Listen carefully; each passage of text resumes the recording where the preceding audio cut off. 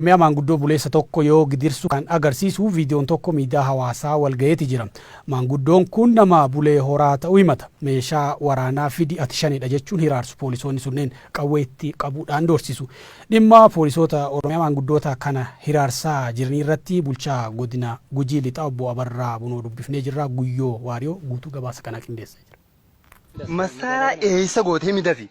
Masaara gaaraan eessa goote?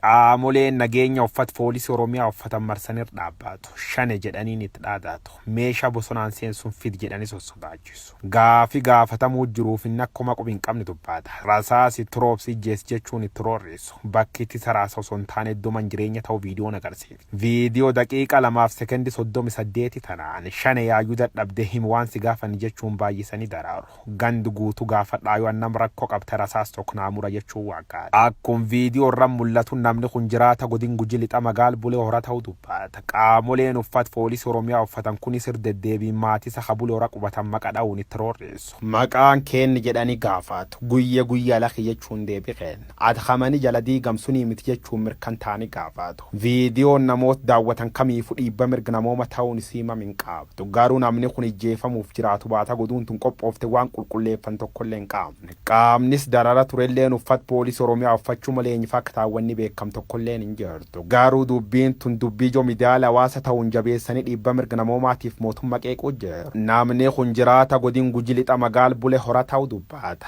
dabirra godhama turkanaaf maal qabdan jenne bulchiis godin Gujii Lixaa Abarraa Bunoo bilbil aga walaasofne gargar ba'an nami kunini poolis keessaniin akkas daraariin erga'u dubbatamaa sooshaal miidiyaan guutuun Gujii Lixaatti akkanta jedha nam sun qabdu amma Gujii Lixaa beektaa shane of keessaan baasee ari'eera kanaafuu mataasan deeffatiisaa fi Abarraa ganama kana dhage poolisii yuunifoormii poolisii addaa kan duraa uffisanii kan haala kanaanidha kan gadhiisanii poolisii yuunifoormii haduriisan kan uffatten jirtu amma poolisii addaa kan Oromiyaa kan amma dhufteedha kan jirtu kanaafuu gonkumaa hojii maqaballeessiisaa godina kana burjeessiisaa kan hojjetan malee waliin akkasii gonkumaa kan raawwataman jiru. Namichi maqaasa yaamanii ani dhalata bulee horaa jecha ture poolisoonni ammoo rasaasi tiroopsi ijjees edanii torchar godhuu jiran dihumanaayis godhuu jiran namsun. Daara wanni akkasii jiru hon jedhaneeti akkas hojjiisan jiran malee godina kiyya keessa wanni akkasii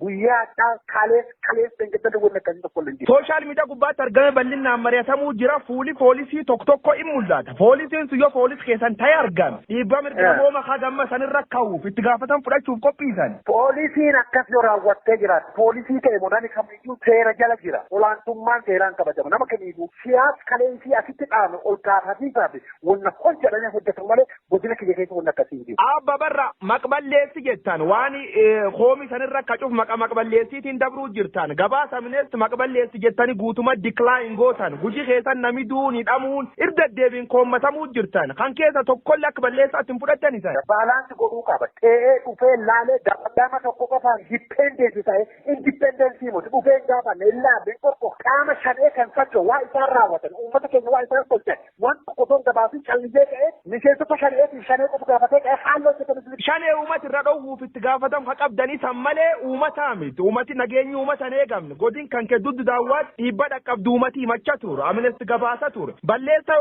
shaneettanii qaam tokko maxxansisanii san akka mootummaatti san tin ulfaatu. Akkas jettee as gaafatuu hin dandeessu akka nama joornaalistii tokkootti baalaansi godhii gaafatu malee akkas jettee gaafatuu hin dandeessu. Abarraa gartuu miti waan cuf gara gartuuti yoo laalbeessa dabadhu amnesty gartuu gaazexeessitooti gartuu dabi godinaa keessatti ta'uu jiru miidhaa guddoo geessisuu jira uummati miidhamuu jira miidhaa uummachuu malee waan tokko maaliif namanni san dhuga jiru. Kootu gadi bu'ii ka'ii uummata akkam akka miidhan kootu gaafadhu ka'iiti uummata qulqulleeffatu. Ayye maqaa shaneetiin ammoo poolisooti keessan uummata nagaa daraaruu ijjeessu irdeebiin dubbatamaan shaneen tuneen shaneen isan taargeet gootanii agartanii jeefta yookaan poolisiin shaneen aba'oo shanee shiftoota jechuudha dhuftee ilaaluu dandeenya. Shanee qofi hidhuu jirtammoo namoota isan mormu guutuu hidhuu jirtan fakkeenyaaf Dr. Gammachiis baalli jiloollee dhiyoo dhaabaye shanee innillee kan biraa poolisii gaafachuu dandeenya akka bulchiisaatti hin qaamdeessu kana. Ayye poolisoota ammaan tana suura gubbaatti argamsisu yoo ta'an poolisii tante taanii argaman Abarraa reefu yanaa kaafte itti gaafatan fudhachuuf atreedii. Yoo wanta akkasii raawwatamee jiraata olaantummaa seeraa kabachiisiisaa fi rispoonsibiliitii qaban